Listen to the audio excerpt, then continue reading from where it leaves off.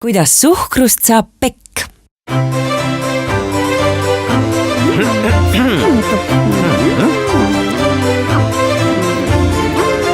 Toit liigub nüüd läbi kogu seedekulgla, kus see lammutatakse väikesteks osadeks. Vaatame, kuidas käituvad organismis suhkrud ja kuidas neist saab kas energia või keharasv. Maakeeli pekk. Suhkrute lagunemine toimub peensooles. Seal saab tärklisest glükoos, sahharoosist glükoos ja fruktoos. Kõik need lihtsuhkrud osalevad keha energia tootmises natuke erinevalt. Pärast söömist on kehas palju glükoosi, mis liigub mööda veresooni lihasrakkudesse. Kuid kogu glükoosi kogust me kohe ära ei kasuta.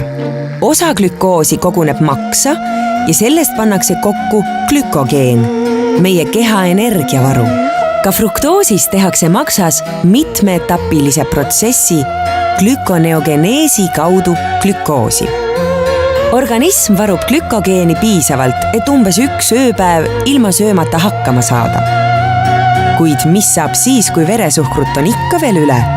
Sellisel juhul otsustab keha selle rasvkoesse peita, pikemaajalisteks varudeks.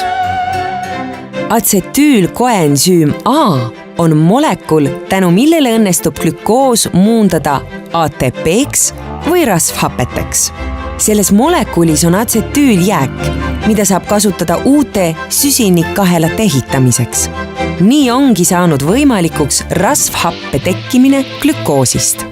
Maksas tekib glütserool, mis on tähtis osa triglütseriidide tekkes. Rasvhapped haakuvad glütserooliga, saadakse triglütseriid. See ongi aine, mida me rasvaks kutsume. Lipoproteiin korjab rasva kokku ja viib rasvarakkudesse. Rasvarakud muudkui paisuvad, et saabuvaid varusid ära mahutada. Nüüd oleme tulevaste näljahädade vastu kaitstud. Võib-olla ülearugi hästi kaitstud. Elus on 2 halba asja. Liiga vähe ja liiga palju.